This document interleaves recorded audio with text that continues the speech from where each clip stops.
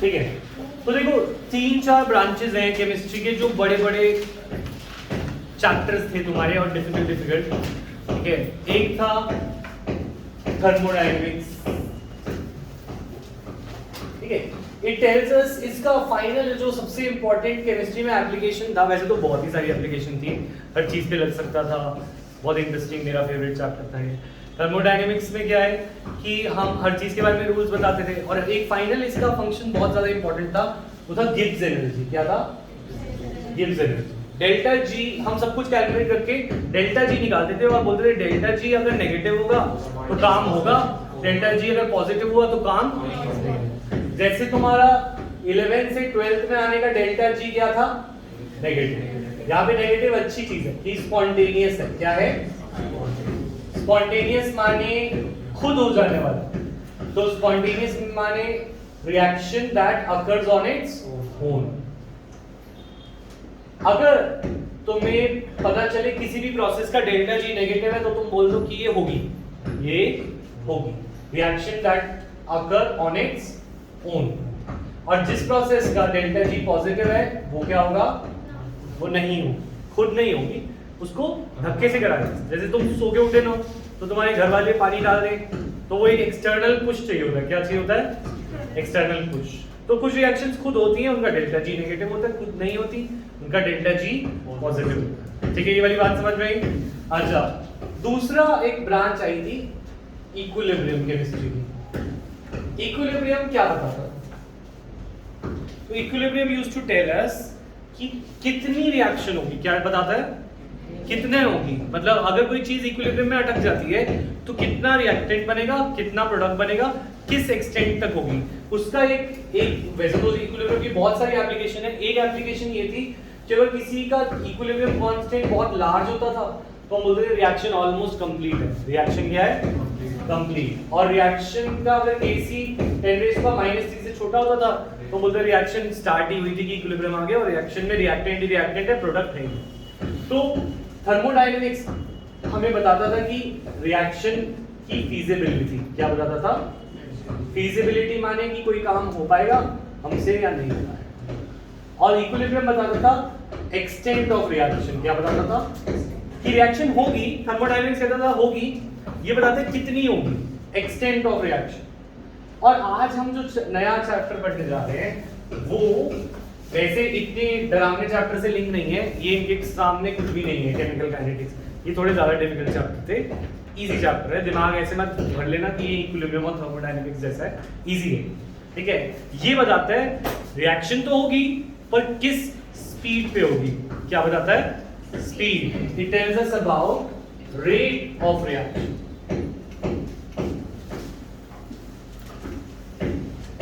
Rate of reaction, जो भी मैं लिखूं सब इंपॉर्टेंट है, ये मैं कहानी नहीं सुना रहा था, आगे कहीं पे भी यूज हो जाएगा। अब इक्विलिब्रियम कांस्टेंट भी आ जाएगा, डेल्टा जी भी आ जाएगा, फिर तुम बोलोगे सर आपने तो बताया नहीं क्योंकि तुमने लिखा नहीं। लिखा ही नहीं था, लिखो। It tells us about rate of reaction. Rate का मतलब है स्पीड।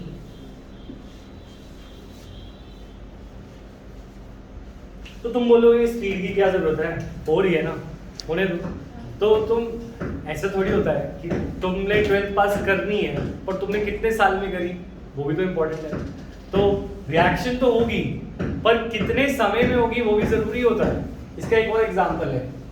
फॉर एग्जांपल जो दुनिया में लोग हीरे पे पैसा खर्च कर रहे हैं, डायमंड पे, वो डायमंड क्या बन रहा है? कोल। क्या बन रहा है? कोल। मतलब थर्मोडायनेमिक्स के according diamond is not stable. Diamond जो है स्टेबल नहीं है, तो क्यों इतना ज्वेलरी पे पैसे खर्च करें जब वो उसने कोल ही बन जाना है, ठीक है, या कोक ही बन जाना है, कार्बन ही बन जाना है। एक दिन तुम्हारी अंगूठियां सारी कोक होंगी बट तुम इस दुनिया में नहीं होगे।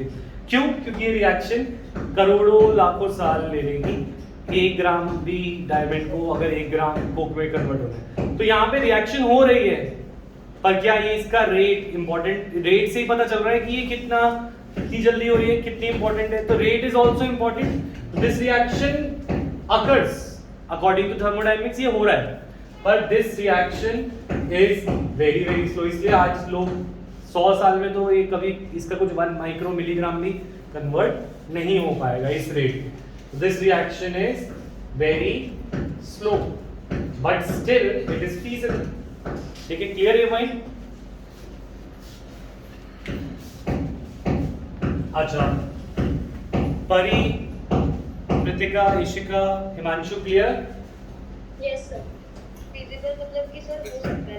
फीजिबल मतलब हाँ, कोई प्रोसेस कुछ काम करने की हमारे पास एनर्जी है या नहीं, वो फीजिबिलिटी बताते हैं। ठीक है, अच्छा अब केमिकल काइनेटिक्स, अब बात आ रही है कैसे बताएं रेट कैसे। अब तो हम गाड़ी की रेट तो पढ़ लेते हैं, स्पीड, डिस्टेंस अपॉन टाइम, तो रिएक्शन की रेट कैसे बताएंगे? इस प्रॉब्लम को सॉल्व करो। कोई रिएक्शन है, उसकी रेट कैसे नापे? रिएक्टेंट से। रिएक्टेंट से क्या नापे? रिएक्टेंट कितना है?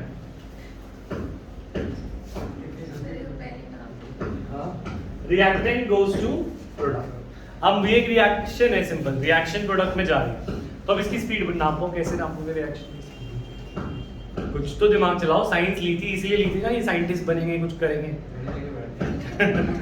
साइंस लेते ही दिमाग बंद। क्वेश्चन पूछो, क्या हो गया? डिपेंड करता है, किस पे डिपेंड करेगा?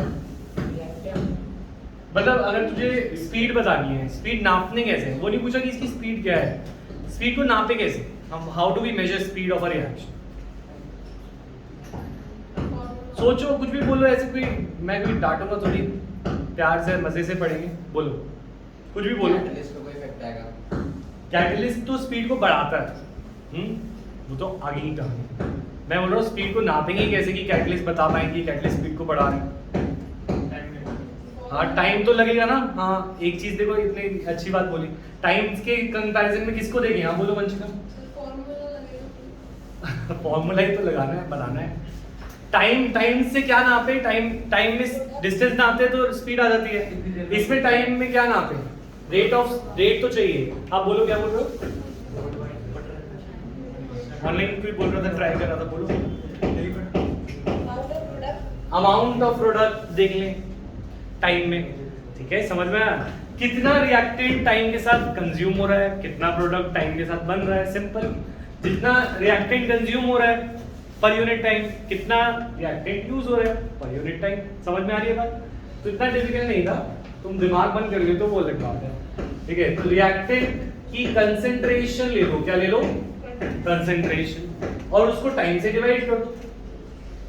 ठीक है, कितना कंसेंट्रेशन है कितने टाइम पे। तो ये रेट को हम नाप सकते हैं as rate of appearance of. Appear कौन करेगा रिएक्शन में? जो था नहीं अचानक से आ जाएगा, वो कौन है? Product. Rate of appearance of product, कितना प्रोडक्ट आ रहा है, कितने टाइम में कितना प्रोडक्ट आ रहा है। और रेट ऑफ डिसअपीयर कौन होगा? Disappearance of reacting. Simple concept है। अरे अगर तुम इसको ऐसे पढ़ोगे डर डर के तो कुछ होगा नहीं। इसको दिमाग से समझ के पढ़ो तो आसानी से होगा। ठीक है, कितना जल्दी अपीयर हो रहा है प्रोडक्ट और कितनी जल्दी रिएक्टेंट कंज्यूम हो रहा है, राइट, या डिसअपीयर हो रहा है। ठीक है, तो इसको नापते हैं। अगर हम सपोज स्टार्टिंग में रिएक्शन में रिएक्टेंट था R1 है इनिशियल। अच्छा, स्क्वायर ब्रैकेट का मतलब क्या होता है? Concentration in mole per litre. किसमें? ठीक है, तो अगर हम क्या रखें, इसे विशेष रखें तो क्या होगा? इसको क्या रीड करोगे? स्क्वायर ब्रैकेट विशेष या कंसंट्रेशन ऑफ विशेष? तो what is this? R, concentration of R। ठीक है, R is initial concentration of reactant. हाँ, अच्छा,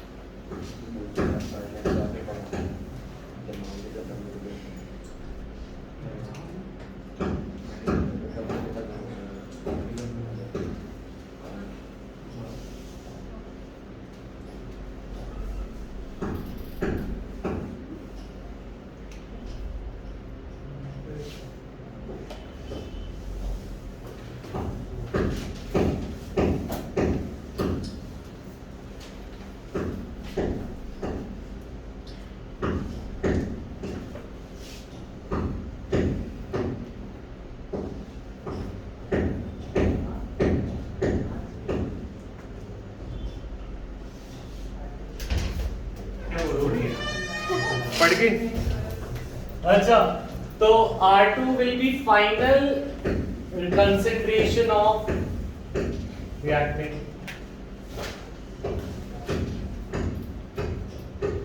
ठीक है ना, चलेगा। अच्छा, change in concentration of reactant कितना हुआ? R2 माइनस R2 माइनस, ठीक है। पहले सपोज ये था 0.2 मोल्स पर लीटर, कितना था? रिएक्टेंट था 0.2 मोल पर लीटर, बाद में हो गया 0.1 मोल पर लीटर। चेंज कितने का आया? माइनस 0.1 माइनस 0.2 कितना आया? माइनस 0.1 मोल पर लीटर। माइनस बता रहे हैं कि वो अपीयर हो रहा है या डिसअपीयर हो रहा है? तुम्हारे पैसे माइनस में चले जाए तो गायब हो रहे हैं, है ना, तो ये डिसअपीयर हो रहा है, माइनस ही बता रहे हैं, नहीं? अच्छा, और इसको बस डिवाइड किससे करना है? टाइम से। तो rate of disappearance of reactant को हम लिख सकते हैं चेंज। अच्छा, स्पीड को नेगेटिव नहीं लेते क्योंकि यहाँ पे वेक्टर का तो कोई पॉइंट नहीं, तो स्पीड को पॉजिटिव रखना है। क्या रखना है? तो हम खुद ही क्या डाल देते हैं? माइनस लगा देते हैं। क्या डाल देते हैं? क्योंकि हमें पता है रिएक्टेंट तो डिसअपीयर ही होगा ना, तो ये तो माइनस ही आएगा, और हमें रेट को क्या रखना है? पॉजिटिव। तो माइनस खुद लगा देते हैं क्योंकि रेट का पॉजिटिव नेगेटिव होने से कोई मतलब नहीं। यहाँ पे हमें डायरेक्शन तो है नहीं ना, ये केमिस्ट्री या फिजिक्स तो नहीं घुसाना इसमें वेक्टर, तो यहाँ पे माइनस लगा देंगे खुद ही, ताकि ये माइनस माइनस क्या हो जाए? प्लस। अच्छा, अब प्रोडक्ट है, सपोज प्रोडक्ट, इनिशियल प्रोडक्ट की कंसेंट्रेशन है थी 0, कितनी थी? पहले प्रोडक्ट से शुरू ही नहीं किया, प्रोडक्ट की कंसेंट्रेशन 0। अच्छा, फाइनल प्रोडक्ट की कंसेंट्रेशन थी सपोज 0.1, ठीक है, तो कितना आया change in concentration of product? हाँ, दैट विल बी, हमेशा फाइनल माइनस इनिशियल करोगे इस चैप्टर में। सिर्फ सॉल्यूशन में एक बार हमने ऐसा किया था कि फाइनल इनिशियल माइनस फाइनल किया था, और केएफ में किया, डेल्टा टीएफ में किया था। बाकी हमेशा 2 माइनस 1 करना है। क्या करना है? उसमें सॉल्यूशन में बस एक केस था, इसलिए मैंने वहां पे बोला था कि वहां पे याद रखना, उसमें T1 माइनस T2 था, बाकी सब में T2 माइनस T1 ही रहेगा इस चैप्टर में पूरा। तो ये कितना आएगा? 0.1 माइनस 0 इक्वल टू 0.1। अच्छा, तो ये पॉजिटिव आ रहा है, change in concentration of product, product तो बढ़ेगा ही, ठीक है, तो इसके अंदर माइनस लगाने की जरूरत है या नहीं? तो change in concentration of product by change in time. यहां तक समझ आया सबको? हाँ, डेल्टा आर नेगेटिव ही आएगा। अगर रिएक्शन बैकवर्ड जा रही हो तो अलग बात है, पर अगर हम रिएक्शन को एक ही डायरेक्शन में पढ़ रहे हैं तो वो पॉजिटिव ही आएगा। ओ, ये नेगेटिव ही आएगा, ठीक है, क्लियर है यहां तक? नोट कर लिया सबने ये सब कुछ?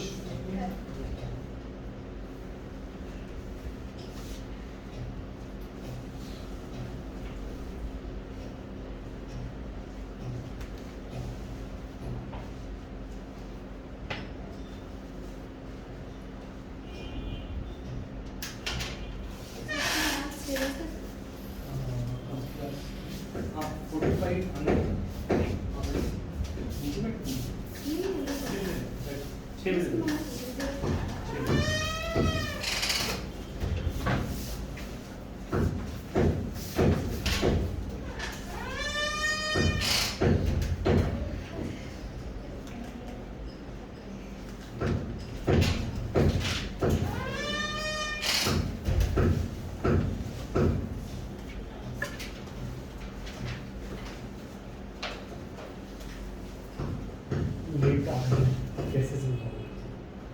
तो लिखो चैप्टर का नाम, लिखो केमिकल काइनेटिक्स। नोट कर लिए सबने?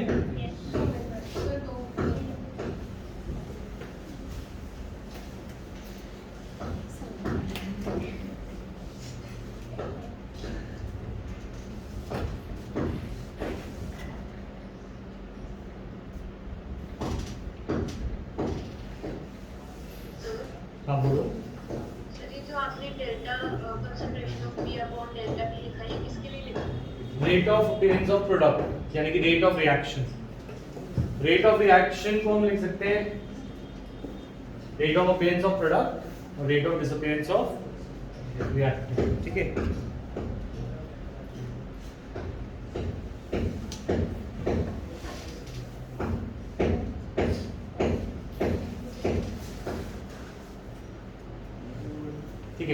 बिठा दूं? ठीक है, तन्वी अब ध्यान देना, ठीक है?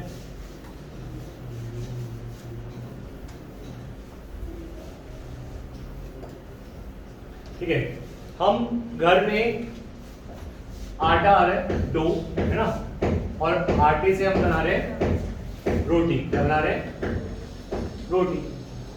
तो अगर मुझे रेट ऑफ कुकिंग निकालना है, स्पीड ऑफ कुकिंग, तो कैसे निकालोगे?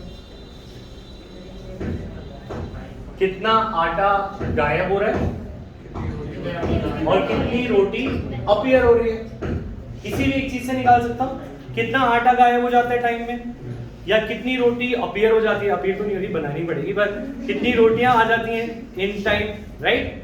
तो स्पीड, रेट माने स्पीड ऑफ कुकिंग जो होगी that will be equal to कितना रिएक्टेंट क्या है इस रिएक्शन का? डो। और प्रोडक्ट क्या है इस रिएक्शन का? रोटी।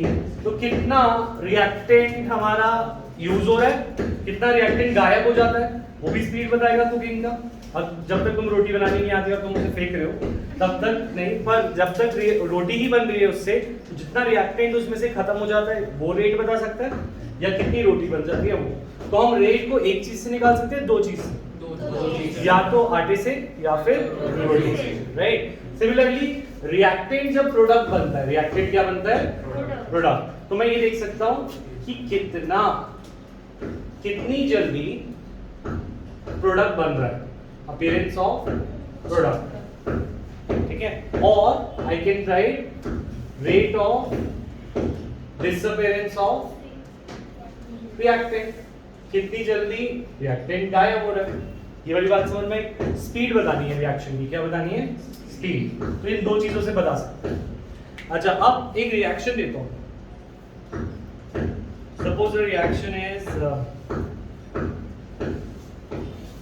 H2 plus Cl2 gives HCl. H2 plus Cl2 gives HCl, ठीक है?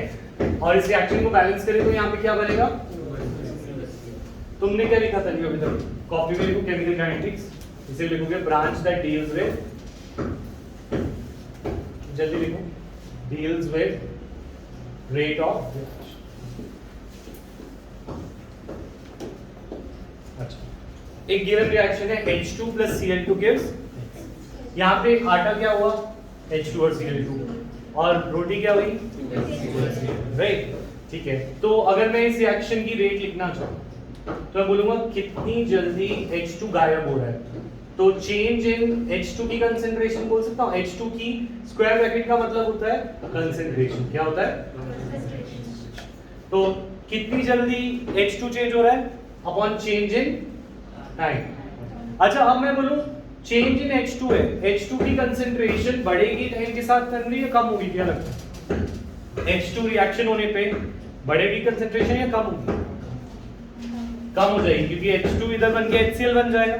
तो H2 की कंसेंट्रेशन कम हो जाएगी तो इसका चेंज नेगेटिव आएगा। चेंज क्या आएगा? नेगेटिव। पर मुझे रेट को पॉजिटिव रखना है। रेट को क्या रखना है? पॉजिटिव। तो मैं आगे क्या लगा दूंगा? माइनस। क्या लगा दूंगा? ये वाली बात समझनी है।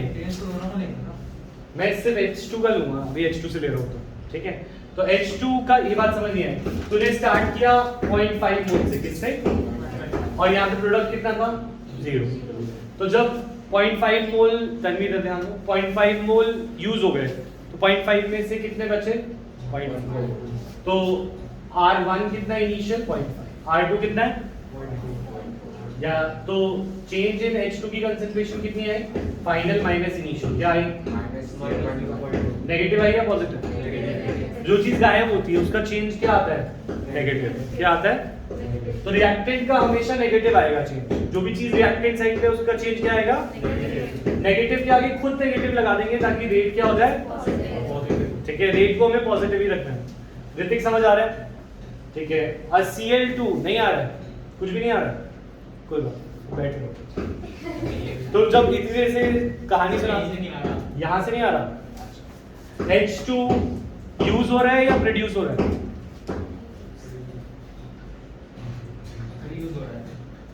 हाँ, यूज हो रहा है। क्यों यूज हो रहा है? तू इधर भी नहीं बैठता मेरे सामने, थोड़ा ध्यान में रहेगा तू। अभी मेरे ध्यान में अकबर तो वो छूट गया ना वो कंसेप्ट मेरे दिमाग से। यहाँ पे सामने बैठेगा ना तो कंसेप्ट मेरा भी क्लियर रहेगा, ठीक है। इधर आ, जल्दी आ। अच्छा अभी बैठा, कब तक बैठ सकता है, कब तक तू क्लासेस ऐसे ले सकता है? 1 साल, 1-1.5 महीना, 2 महीना? इधर आ, जल्दी आ। इतनी दूर से दिखता भी है? वो लेके आ, चेयर लेके आ।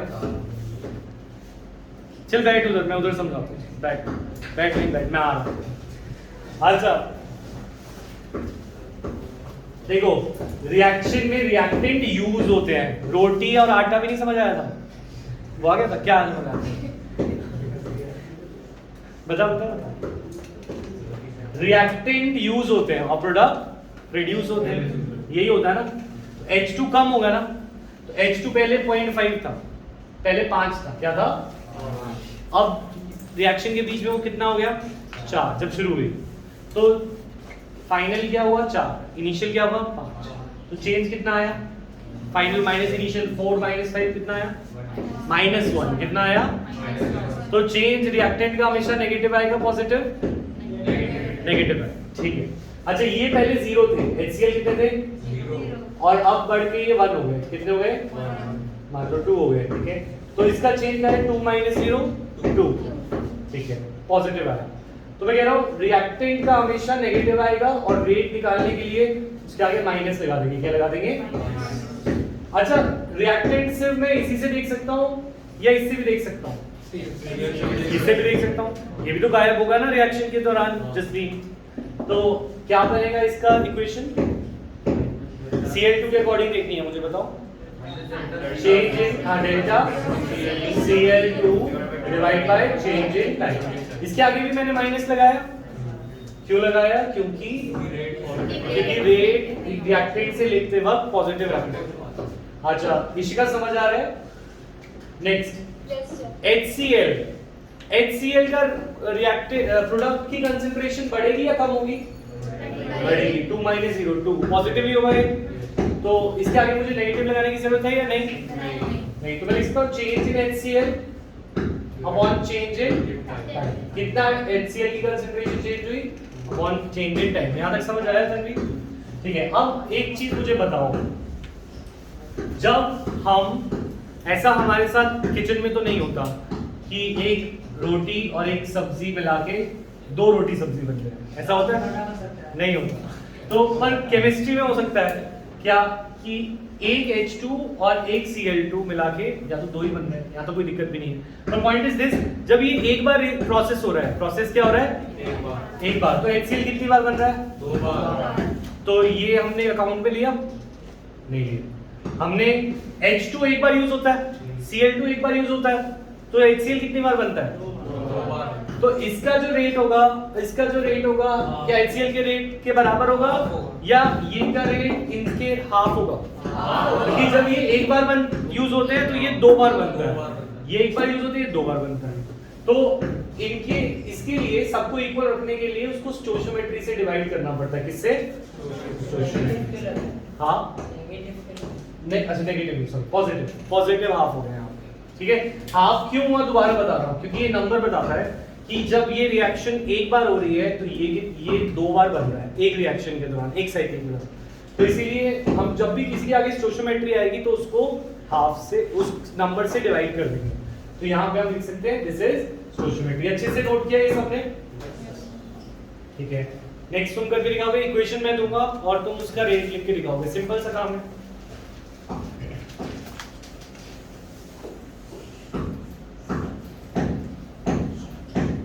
नोट्स बना रहे हो इशिका? मैं नोट्स चेक करूंगा अभी।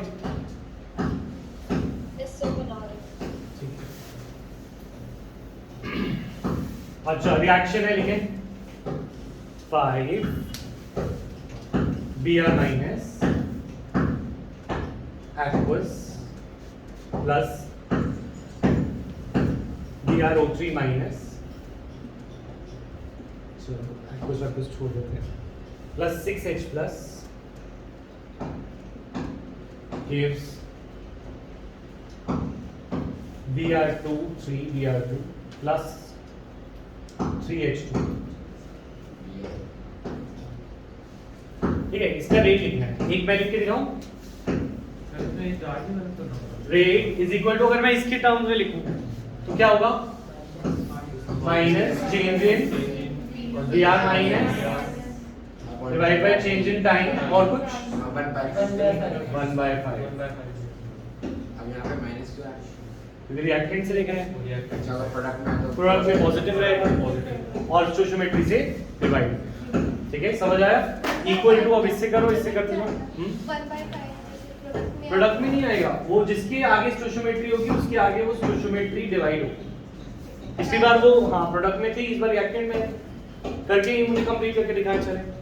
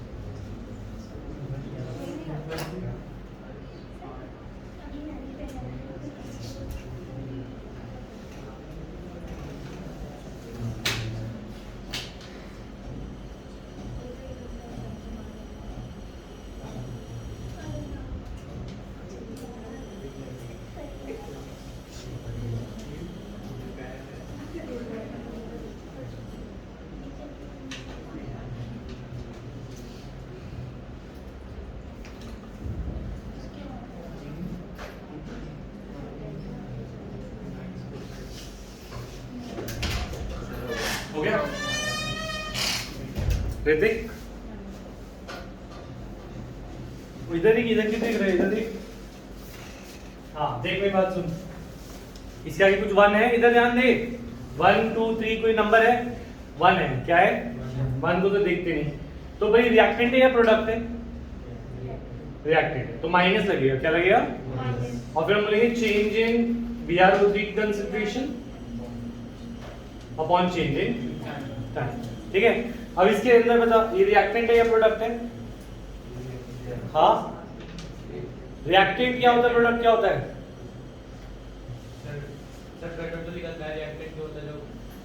इक्वेशन में कैसे पता चलता है रिएक्टेंट क्या है, प्रोडक्ट क्या है?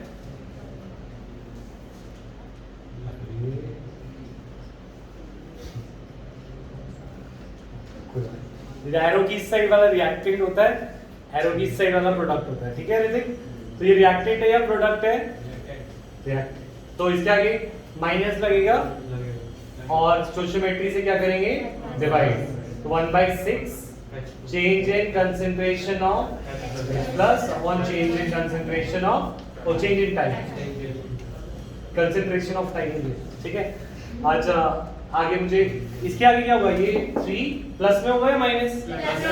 ये प्लस 1, प्लस क्यों होगी, प्रोडक्ट हो गया।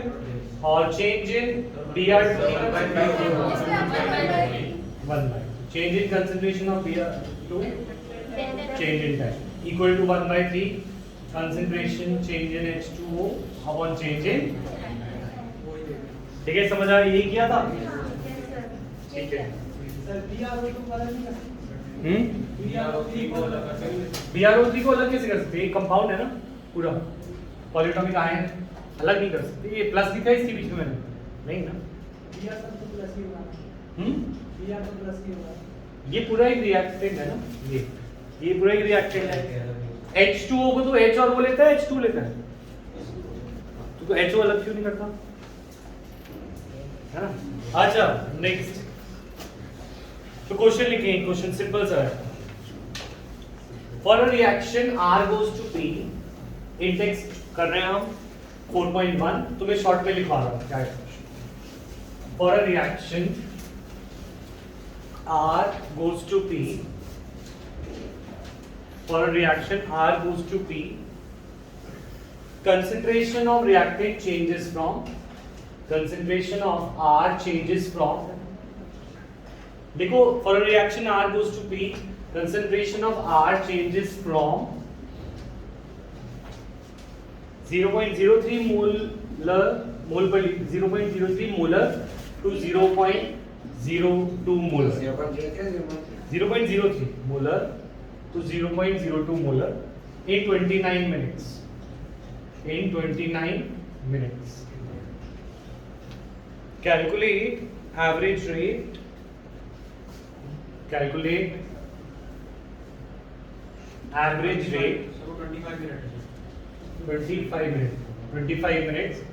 Calculate average rate with units of time in both minutes and seconds. With units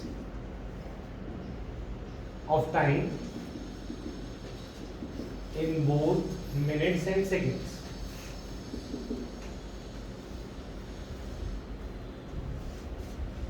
ठीक है, तुम करोगे पहले ट्राई या मैं करूं? वगैरह रिएक्टेड एक रिएक्शन है R गोज टू P, इसमें R जो है R की कंसंट्रेशन 0.03 से शुरू हुई थी और इसकी कंसंट्रेशन 0.02 हो गई इन 25 मिनट्स. टाइम है तुम्हारे पास, इनिशियल R1 है, R2 है, तो डेल्टा R निकालो. अब डेल्टा कैसे निकालेंगे? हाँ, डेल्टा टी कैसे निकालेंगे? डेल्टा क्या होता है? चेंज. हाँ, चेंज इन टाइम. चेंज हमेशा फाइनल होता है. चेंज इन टाइम, टाइम तो 25 मिनट का टाइम इंटरवल दे रखा है ना. ठीक है. ये डेल्टा टी है. जब तुम्हें टाइम दे रखा है कि 25 मिनट का इंटरवल है, तो तुम्हें वही तो देगा. जब तुमने 3 बजे शुरू किया, 4 बजे खत्म किया, तो तुम फाइनल माइनस इनिशियल करोगे ना. अब तो हमें इंटरवल ऑलरेडी क्लियर है, तो तुम एवरेज रेट का फॉर्मूला लिखोगे. एवरेज रेट का फॉर्मूला क्या है? Minus delta are. अच्छा, इसके आगे 1 2 3 कुछ है? अगर 1 2 3 कुछ होता आगे आगे तो मैं उसे कहाँ ले जाता? अपॉन में, नीचे ले जाता ना. ठीक है, तो minus change in are by change in time. Change in are, change हमेशा 2 माइनस 1, तो 2 कितना है?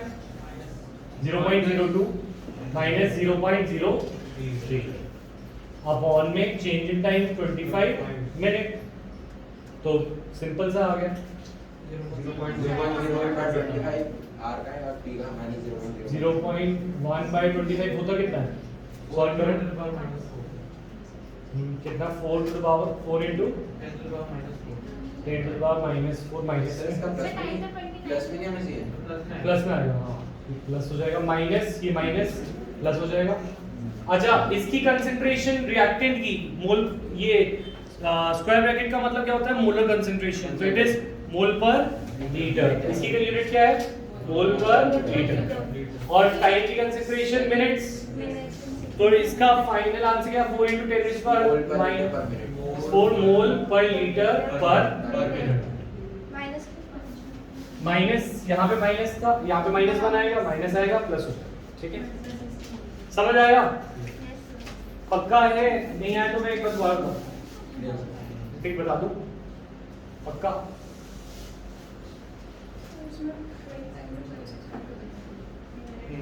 अच्छा, हाँ, दूसरी बात इसने बोला है सेकंड में भी कन्वर्ट करो. तो 25 मिनट्स को किस में कन्वर्ट कर दोगे? सेकंड. तो average rate we can have equal to 0.01 by 25 into 60. इसके अंदर इसकी यूनिट क्या होगी? मोल पर लीटर पर सेकंड. तो इजी है कि नहीं काइनेटिक्स थर्मो इक्विटी कंपैरिजन में, है ना? अभी तो शुरू हुआ है. ठीक है, मिटा दूं?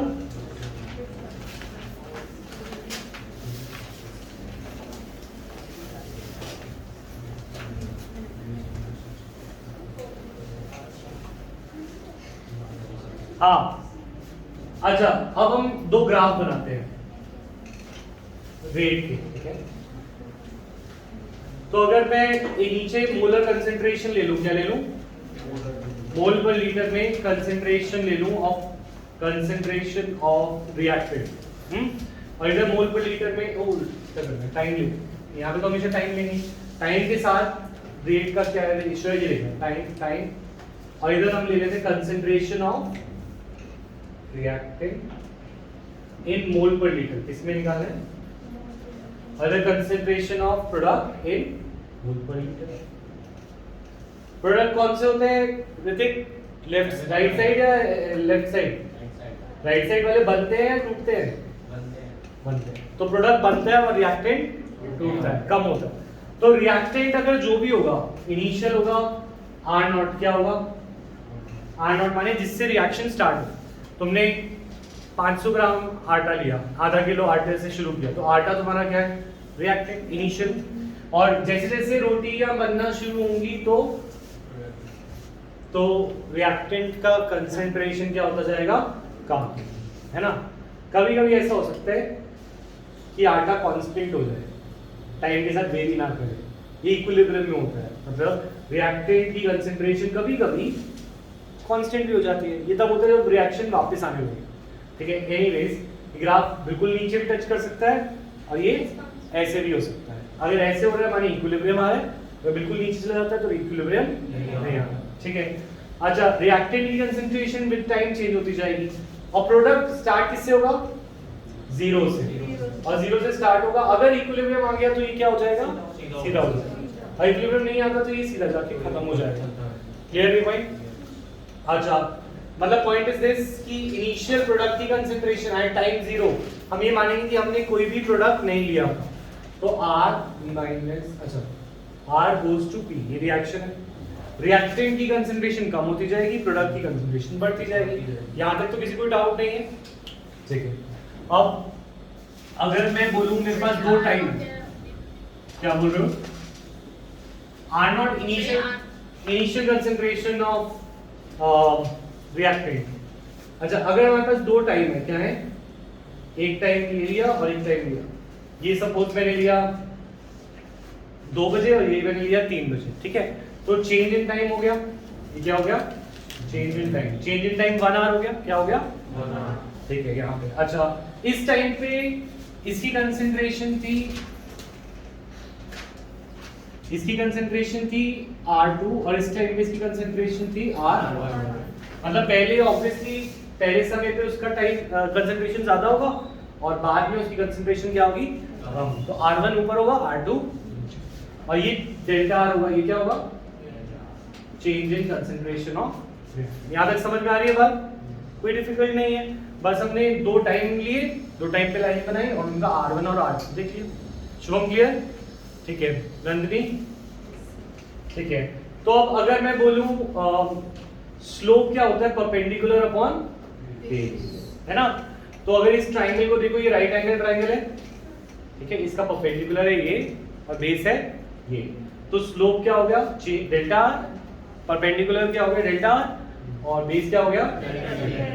तो delta R by delta T. और स्लोप इसकी पॉजिटिव है या नेगेटिव है? नेगेटिव। तो ये आ रहा है हमारा delta R by delta T. पर हमारा जो डेल्टा जो रेट होता है, रेट क्या होता है? रेट होता है minus delta R by delta T, यानी rate is equal to minus of slope बोल सकते हैं, ठीक है। क्योंकि स्लोप इसकी नेगेटिव है और रेट पॉजिटिव होना चाहिए, तो हमने इसके आगे क्या लगा दिया? समझ में आ रही है बात? सिमिलरली तुम इस पे भी कर सकते हो ये काम। हमने दो टाइम लिए, करके देखो जल्दी से। T1 और T2, और इस पे दो कंसेंट्रेशन ली, एक लिया P1 और दूसरी है P2, ठीक है ना। इसमें एक ट्रायंगल बना, यस, ये 90 डिग्री पे एक ट्रायंगल बन रहा है। इसका परपेंडिकुलर क्या आ रहा है? डेल्टा P, और इसका बेस क्या आ रहा है? Delta T। तो यहाँ पे जो स्लोप है that is equal to delta P by delta T is equal to perpendicular upon base. यहाँ पे स्लोप रेट के इक्वल ही है, यहाँ पे नेगेटिव का साइन नहीं आया, स्लोप खुद ही रेट के इक्वल है। हाँ, ये ट्रायंगल जब स्लोप निकालते हैं तो जब यहाँ पे ट्रायंगल बनाते हैं फर्क नहीं पड़ेगा, जो कर्व से फर्क पड़ेगा। पर ये पॉइंट इज दिस कि हम एवरेज देते हैं, ये जो रेट निकाल रहे हैं हम ये एवरेज देते हैं। या तो अगर तुम्हें बिल्कुल एग्जैक्ट निकालना है तो अभी हम उसको बात करें इंस्टेंटेनियस रेट, एक पॉइंट पे निकालेंगे तो उस पॉइंट पे हम डिफरेंशिएशन इंटीग्रेशन से आएंगे। पर जो अभी हम निकाल रहे हैं ये है एवरेज। हम ये मान रहे हैं कि कर्व जो है राउंड अबाउट इधर से भी इतना कर्व है उधर से भी इतना कर्व है, तो हम इसको एवरेज लेते हैं। तो ये जो ग्राफ है ये एवरेज रेट की ग्राफ है। किसके हैं? अगर तुम्हें एक पॉइंट पे निकालना है तो हमें निकालना होगा इंस्टेंटेनियस रेट। क्या निकालना होगा? चलिए ये नोट करो फिर। एवरेज का मतलब क्या होता है? एक्यूरेट या round about? Round about. Sir इसका consideration of p upon delta t आएगा इस ग्राफ में। हाँ ये slope is equal to changing concentration of p upon changing is equal to rate. समझ आ रहा है? थक तो नहीं गए? नहीं मिटा दो इसे। बना लिए दोनों ने, सब दोनों ग्राफ बन गए।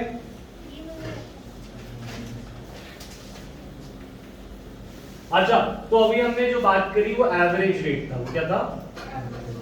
एवरेज रेट का फॉर्मूला था minus delta R by delta T और डेल्टा बी बाय डेल्टा। अच्छा अगर हमें इंस्टेंटेनियस रेट निकालना हो, क्या निकालना हो? इंस्टेंटेनियस रेट जो होगा वो एक पॉइंट पे निकलता है। किस पे? इसी एक पॉइंट। इस पॉइंट पे आना आसान नहीं है, ठीक है। और ये बड़ा इंटरवल होता है डेल्टा, और डी क्या होता है? डिफरेंशियल क्या होता है? Small interval. तो हम अगर इंटरवल को छोटा कर दें तो हमारे को एक इंस्टेंट पे रेट मिलेगा, हाँ या ना? इंटरवल बहुत छोटा कर दिया तो minus D R by D T. बस इसके अंदर चेंज क्या किया है हमने? डेल्टा को क्या कर दिया? डी। डेल्टा एक बड़ा इंटरवल होता है और डी क्या होता है? एक छोटा इंटरवल होता है, बहुत ही माइन्यूट इंटरवल है। तो ये हमारा एक पॉइंट पे रेट बताएगा। पर इस तक आने के लिए हमें थोड़ा सा डिफरेंशिएशन करना पड़ेगा। क्या करना पड़ेगा? ठीक है। फॉर्मूला लिख दो दोनों जल्दी से। Instant rate and average. Himanshu, Parishika, Kritika, clear? Yes. Yes, sir. Yes, sir. ठीक है। अब यहाँ से कहानी थोड़ी और अलग हो जाती है। अभी तक रेट को हम जैसे सोच रहे थे, अब थोड़े अलग तरीके से सोचेंगे। यहाँ तक की कहानी क्लियर है? एक पार्ट ऑफ द चैप्टर है। अब सेकंड पार्ट पे हम रेट को दोबारा सोचेंगे और कुछ अलग तरीके से। ठीक है, मिटा दो इसे।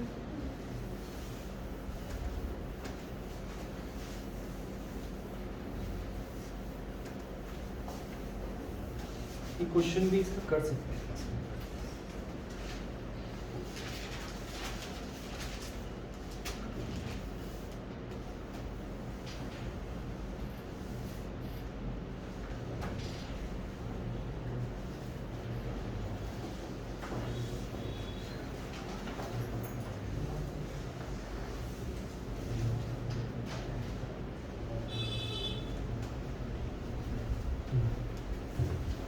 ठीक है, तो अब हम जान रहे हैं new topic, rate law.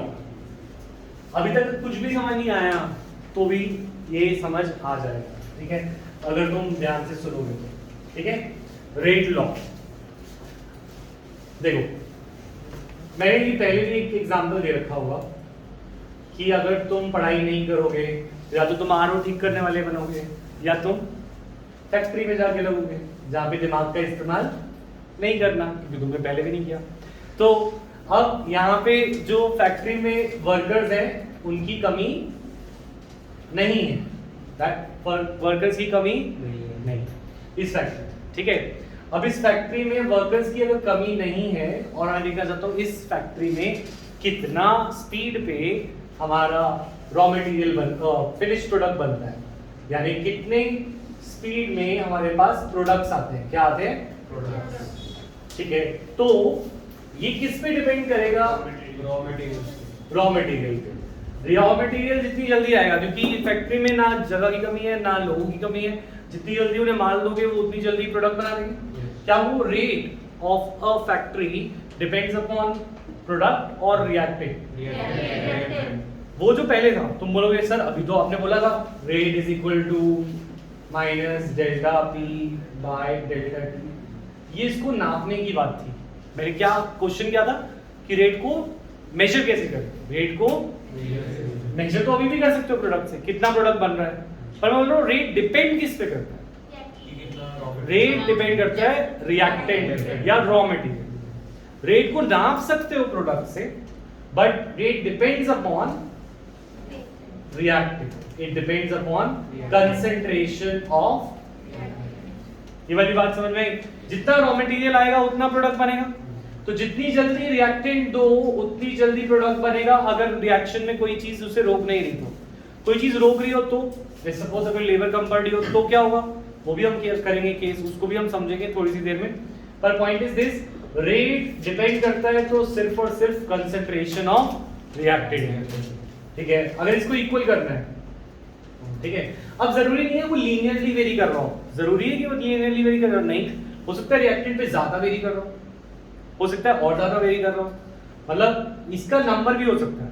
Rate reactant से लीनियर करेगा हमेशा, जरूरी है, हो सकता है ये रिएक्टेंट बहुत बार यूज होता हो इस प्रोसेस में, एक बार नहीं 3 बार यूज होता हो, तो वो उसका जो ऊपर पावर है वो हो सकता है 1 हो, 2 हो, 3 हो, कोई भी एक नंबर हो सकता है, ये हम देखेंगे, ठीक है। ये वाली बात क्लियर है? तो rate of reaction directly proportional to concentration of reactant raise to some power, raise to some power. इस पावर को बोलते हैं ऑर्डर, क्या बोलते हैं? ऑर्डर, ठीक है। तो इक्वल करना हो तो हमें कांस्टेंट चाहिए होगा, प्रोपोर्शनल को हटा के इक्वल करना हो तो हमें क्या चाहिए होगा? कांस्टेंट। और फिर हमारा ये बनेगा, that is called the rate law. इसे क्या बोलते हैं? Rate law. यहां तक कहानी समझ आई? कहां पे नहीं आई तो मैं दोबारा बता दूं, बोलो। सर ये ऑर्डर क्या है? ऑर्डर है, जरूरी नहीं है रिएक्टेंट पे वो लीनियरली वेरी कर रहा हो सकता है वो रिएक्टेंट पे डिपेंड क्वाड्रेटिक इक्वेशन के अकॉर्डिंग करे, है ना। जरूरी नहीं है कि इसकी पावर 1 ही हो सकता है 2 हो, 3 हो, कुछ भी हो सकती है पावर। और इनफैक्ट ऐसा भी हो सकता है कि ऑर्डर नेगेटिव हो, मतलब कभी कभी ऐसे रॉ मटेरियल आ जाए जो कुछ पॉइजन है, वो क्या है? पॉइजन, जो बाकियों को खराब कर देते हैं या प्रोसेस को खराब कर देते हैं, तो उस केस में इसके आने से रेट कम भी हो सकता है। रेट क्या हो सकता है? कम। तो ये ऑर्डर की वैल्यू कुछ भी हो सकती है, वो हम निकालेंगे इस क्वेश्चन में। तो व्हाट इज ऑर्डर, वो मैं समझाता हूं, पहले ये नोट कर लिया सबने। के रेट कांस्टेंट, के इज कॉल्ड द रेट। तो रेट लॉ की डेफिनेशन लिखते हैं, लिखें।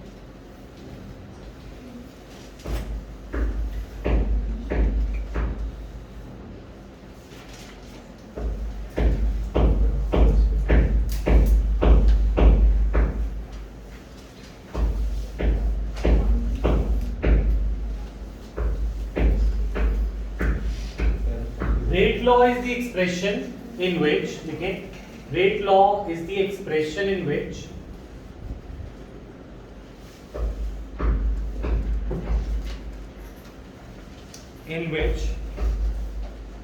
rate is given in the terms of molar concentration, given in the terms of molar concentration raised to some power, molar concentration of reactant raised to some power which may or may not be their stoichiometric coefficient, which may or may not be their stoichiometric coefficient.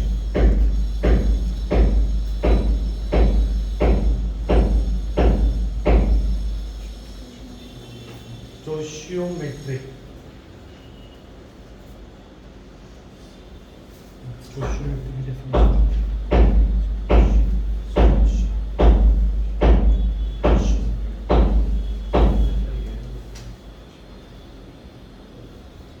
Which may or may not be their stoichiometric coefficients. ये क्या कह रहा है कि अगर एक reaction है A plus B goes to C plus D और इसके आगे पावर है A, B, C और D, तो इस रिएक्शन में हम रेट लॉ एक एक्सप्रेशन है जिसमें रेट बताया जाता है in terms of concentration of only reactant, ठीक है, जिनकी कुछ पावर होगी। This power can be small a small b, this power may not be small a small, ठीक है। तो this may be small b और this may not be small b, ये मिस्ट्री हम बाद में खोलेंगे कि कब वो होगा और कब वो नहीं होगा, ठीक है। क्लियर है पॉइंट? तो रेट इज इक्वल, ये रेट लॉ, तो रेट लॉ कोई लॉ नहीं है लाइक ली-चैपलियर प्रिंसिपल, ये कोई लॉ नहीं है, ये मैथमेटिकल एक्सप्रेशन है। ये क्या है? Expression, it is an expression, इसको रेट लॉ बोलते हैं। मैं बोलता हूं इस इक्वेशन का रेट लॉ लिखो तो ये नहीं लिखने बैठ जाएगी डेफिनेशन, तो उसका रेट लॉ लिख के दिखा देंगे। समझ में आ रही है बात? क्लियर है यहां तक? ठीक है। अब रेट लॉ तुम लिख के दिखाओगे किसी का इक्वेशन का, इक्वेशन लो। अच्छा, व्हाट इज ऑर्डर? चलो पहले ऑर्डर लिखते हैं।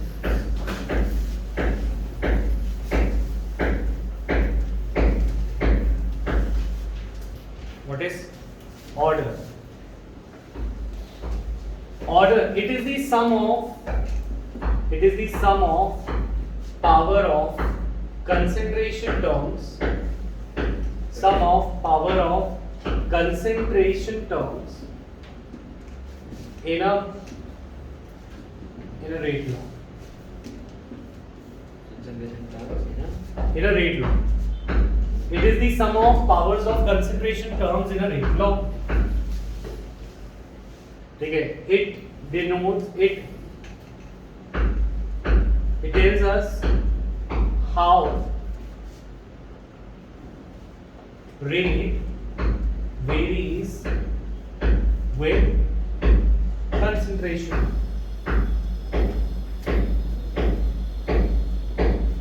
Tells us how rate varies with concentration.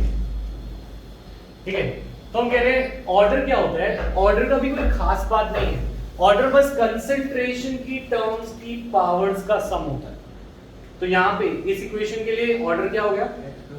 x plus y, ठीक है। और ये क्या बताता है? ये बताता है कि रेट कितना रिएक्टेंट पे डिपेंड कर रहा है। अगर सपोज मैं इनकी पावर 0 कर दूं तो इसका ऑर्डर क्या हो जाएगा? 0। तो इसका मतलब क्या है कि रेट रिएक्टेंट पे डिपेंड कर रहा है या नहीं कर रहा है? नहीं कर रहा। तो ऑर्डर बताता है कि रेट कितना रिएक्टेंट की कंसंट्रेशन पे डिपेंड करता है, उतना ज्यादा वेरी करे, उतना ज्यादा वो डिपेंड करेगा। क्लियर ये पॉइंट? तो अब एक इक्वेशन बनाता हूं, ठीक है। तो एक रेट लॉ है, सपोज एक रिएक्शन है NO2 plus hypothetical P plus Q is equal to R, ठीक है। और यहाँ पे लिखा है rate is equal to, rate law बनाना है इसका। अगर मैं बोलूं रेट लॉ बनाओ इसका तो क्या बनाओगे तुम? P raised to the power x, Q raised to the power. Very good. तुम बोलोगे P raise to power x और Q raise to power y। अच्छा, अगर मैं यहाँ पे दे दूं P प्लस 2Q तो भी तुम x y बनाओगे या नहीं? क्यों आएगा? जब हमने बोला कि मैं बताऊंगा तुम नहीं बताओगे तो फिर तुम क्यों बता रहे हो? मतलब पॉइंट इज दिस, हमने क्या बोला? व्हिच मे और मे नॉट बी का मतलब क्या है? हो सकता है और नहीं भी हो सकता।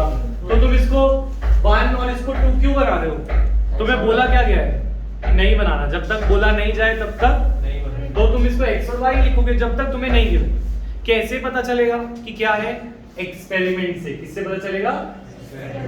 ठीक है, बच्चे को देख के नहीं पता चलता कितना शार्प है ना, उसके 10 के नंबर बताते हैं कि 11 में वो कितना शार्प होने वाला है ना। वो तो उसको टेस्ट लेके ही पता चलेगा था, है ना, कि वो कितना शार्प है।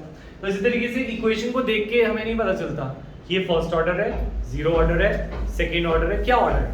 उसको पहले रिएक्शन को एक्सपेरिमेंट से करके देखना पड़ता है, फिर पता चलता है कि वो फर्स्ट ऑर्डर है, सेकेंड है या जीरो। वो ऑर्डर इज डिटरमाइंड, कैसे डिटरमाइन करते हैं ऑर्डर को? एक्सपेरिमेंट। थ्योरेटिकली हो सकता है ये चीज नहीं।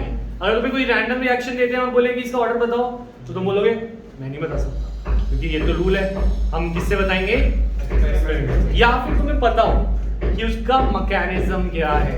SN2 कौन सा ऑर्डर रिएक्शन है? Second order. और SN1 तुम्हें पता है तो तुम बता सकते कि SN2 सेकेंड ऑर्डर है और SN1 पर अगर तुम्हें मैं पहले बोल दूं कि ये रिएक्शन है इसका बताओ तो तुम नहीं बता सकते क्योंकि SN2 SN1 को हमने देखा था बाय एक्सपेरिमेंट, तो हम बता रहे हैं। ठीक है, क्लियर है पॉइंट? अच्छा, P plus 2Q is equal to R। अच्छा अगर मैं दे दूं किसका रेट लॉ ये है, rate is equal to P two K P to the power Q Q to the power 0, तो मैं बोलूं what is the order of this reaction, what is the order of this reaction, अच्छा what is the order with respect to P, order with respect to P क्या है 2, order with respect to Q क्या है 0, तो तुम समझ पा रहे हो पॉइंट x को, ठीक है। ऑर्डर माने कितना रेट P पे डिपेंड कर रहा है 2, कितना रेट O पे Q पे डिपेंड कर रहा है 0, ये order with respect to some reactant हो गए। और एक होता है ओवरऑल ऑर्डर, ओवरऑल ऑर्डर कैसे निकलता है, sum of powers of the concentration term, ठीक है। रेट की यूनिट क्या थी, रेट की यूनिट क्या थी, मोल पर लीटर पर सेकेंड, रेट की यूनिट है मोल पर लीटर पर सेकेंड। और अगर मैं बोलूं K की यूनिट बताओ for a first order reaction, K और रिएक्टेंट की कंसंट्रेशन यूनिट मोल पर, K की यूनिट क्या आएगी, मोल से मोल कट, लीटर से लीटर कट, K की यूनिट क्या आएगी परसेंट, K की यूनिट डिपेंड करेगी वो रिएक्शन कौन से ऑर्डर का है। चलो इस पे मैं बाद में आता हूँ, यहाँ तक की बात समझ में आई है, ये चीज में बात बहुत ज्यादा हो जाएगा नहीं तो आज के लिए। तो होमवर्क क्वेश्चन लिख लें, homework question is example 4.2 index 4.2, example 4.2 index 4.2 by exercise करके आएंगे। होमवर्क कल है क्लास तुम्हारी 4 बजे है ना, 5 बजे और 4.1 बैक एक्सरसाइज, ठीक है। ये इस वीक में कंप्लीट हो जाएगा ये चैप्टर, और वेडनेसडे को तुम्हारा टेस्ट है, क्लास के बाद ले लूं, क्लास से पहले ले लूं, क्लास में मैं चाह रहा हूँ थोड़ा स्पीड अप कर लें इस छुट्टियों में, कोर्स है ना, तो तुम्हें कोई भी टाइम दे दूं, दे दोगे टेस्ट, 2 दिन का टाइम दूं, उनके बीच में आके अपना टेस्ट दोगे, पक्का है कंफर्म, ठीक है, सॉल्यूशन का। और जिसको सॉल्यूशन में डाउट है वो मुझे मैसेज कर देना, मैं बैकअप अरेंज कर दूँ जिसका पीछे है, ठीक है। Alright, I will see you all in next class. Bio की क्लास है अभी,